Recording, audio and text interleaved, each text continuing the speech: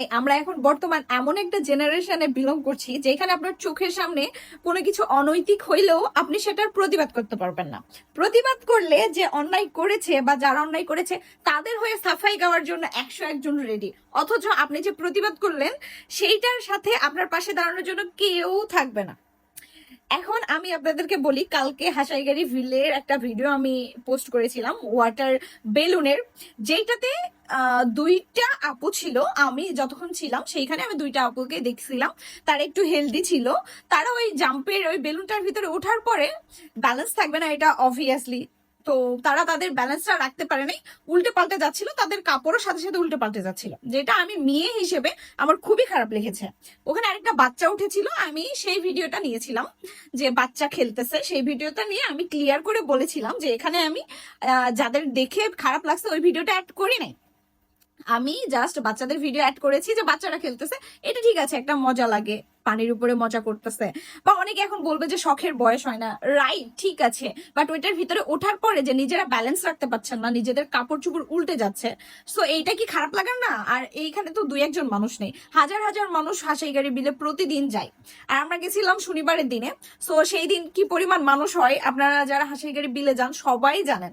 তো এটা আমার কাছে দৃষ্টিকটু লেগেছে। আমার তো মানে আমার চিন্তা ছিল যে হ্যাঁ, মেয়েরা এটাকে অ্যাপ্রিসিয়েট করবে, যে ঠিক আছে আমরা যদি উঠিও সেটাকে খুবই ভালোভাবে প্রোটেক্ট করে উঠবো, নয়তো ওঠার দরকার নেই। পৃথিবীতে অনেক কিছুই আছে যেটা ভালো লাগে, বাট আমাদের জন্য ক্ষতিকর সেটা আমরা করব না।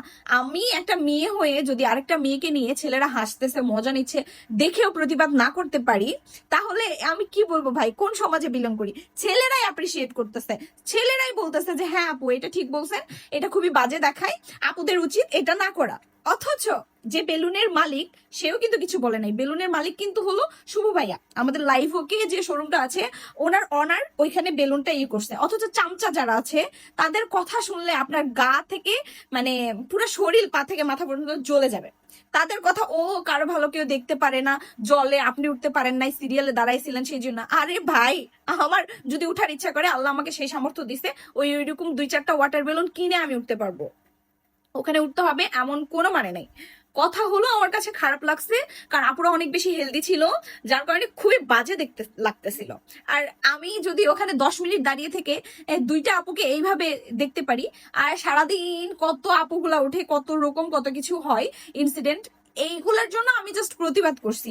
আপনাদের কথা শুনে আর আপনাদের কমেন্ট দেখে এখন আমার মনে হচ্ছে ভাই, চোখের সামনে কেউ ন্যাংটা হয়ে নাচলেও আর প্রতিবাদ করতে যাব না। মানে বিষয়টা হয়ে গেছে এমন যে যে যা করে করুক এটাই স্বাধীনতা। এটা স্বাধীনতা না, সামাজিক মূল্যবোধ বলে একটা জিনিস আসে।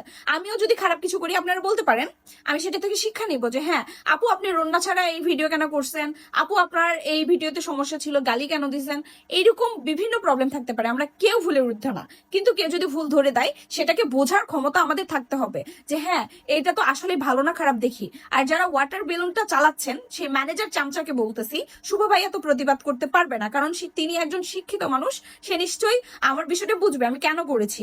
কেন বাচ্চাদের আর ছেলেদের তুললে আপনাদের হবে না, পেটের ভাত চলবে না?